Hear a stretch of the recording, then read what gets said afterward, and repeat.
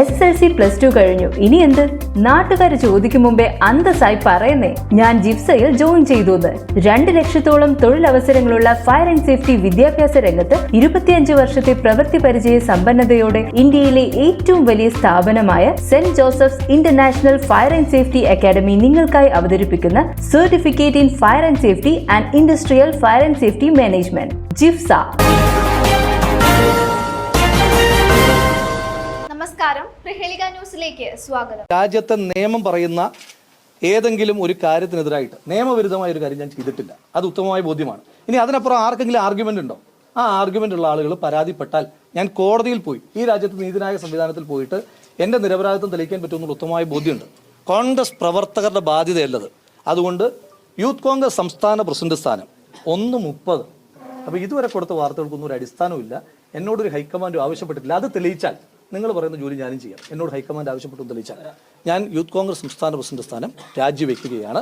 ആ രാജിവെക്കുന്നത് ഞാൻ കുറ്റം ചെയ്തതുകൊണ്ടല്ല, എന്നെ ന്യായീകരിക്കേണ്ടെന്ന ബാധ്യതയല്ല പാർട്ടി പ്രവർത്തകർക്കുള്ളത്. പാർട്ടി പ്രവർത്തകർ ആർജവത്തോടുകൂടി ഈ സർക്കാരിൻ്റെ കൊള്ളരുതായ്മകൾക്കെതിരെ ഞാൻ ഉൾപ്പെടെയുള്ള പാർട്ടി പ്രവർത്തകർ ആഞ്ഞടിക്കും. അത് സൈബറിടത്തിൽ, തെരുവിൽ, പ്രക്ഷോഭങ്ങളിൽ, മാധ്യമങ്ങളിൽ ഞങ്ങൾ ആഞ്ഞടിക്കും. ആ ആഞ്ഞടിക്കുന്ന സമയത്ത് തന്നെ ന്യായീകരിച്ചുകൊണ്ടിരിക്കലല്ല കോൺഗ്രസ് പ്രവർത്തകരുടെ ബാധ്യത എന്നുള്ളത് കൊണ്ട് കോൺഗ്രസ് പ്രവർത്തകരുടെ സമയത്തെ കൂടി മാനിച്ചുകൊണ്ട് അവർക്ക് വലിയ ജോലിയുണ്ട്. നിയമസഭാ തെരഞ്ഞെടുപ്പും ത്രിതല പഞ്ചായത്ത് തെരഞ്ഞെടുപ്പും വരികയാണ്. അപ്പോൾ അവർ ആ ജോലിയാണ് ചെയ്യേണ്ടത്.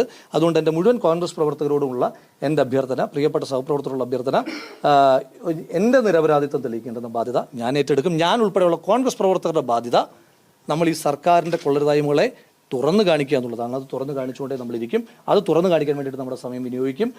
ഇതുവരെ സംസ്ഥാന യൂത്ത് കോൺഗ്രസ് കമ്മിറ്റിയുടെ അധ്യക്ഷൻ എന്ന നിലയിൽ നിങ്ങൾ തന്നിട്ടുള്ള എല്ലാവിധമായ പിന്തുണയ്ക്കും മാധ്യമ പ്രവർത്തകരോട്, പൊതുസമൂഹത്തോട്, പാർട്ടി പ്രവർത്തകരോടുള്ള നന്ദിയും കടപ്പാടും അറിയിക്കുന്നു.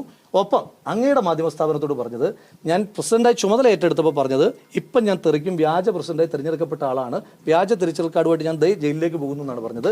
ഈ ഞാൻ രാജിവെക്കുന്ന നിമിഷം വരെ അങ്ങ് എക്സ്ക്ലൂസീവായി കൊണ്ടുവന്ന ആ ആരോപണം തെളിയിക്കാൻ അങ്ങേക്ക് കഴിഞ്ഞിട്ടില്ല. ഇന്നത്തെ ദിവസം വരെ എനിക്കെതിരായിട്ട് FIR പോലും എടുപ്പിക്കാൻ കഴിഞ്ഞിട്ടില്ല. എനിക്ക് അപ്പോഴും പരാതിയൊന്നുമില്ല. നിങ്ങൾ നിങ്ങളുടെ മാധ്യമ പ്രവർത്തനം നടത്തുന്നു, നിങ്ങളതൊരു അജണ്ട വെച്ചിട്ട് ചെയ്യുന്നു എന്നല്ല ഞാൻ പറയുന്നത്. അപ്പോൾ തെളിയിക്കാൻ കഴിഞ്ഞിട്ടില്ല.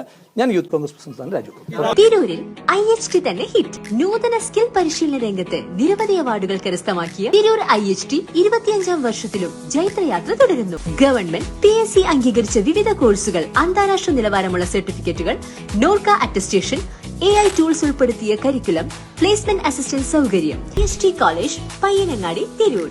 Branch police line. ഫോൺ 9847 300 120.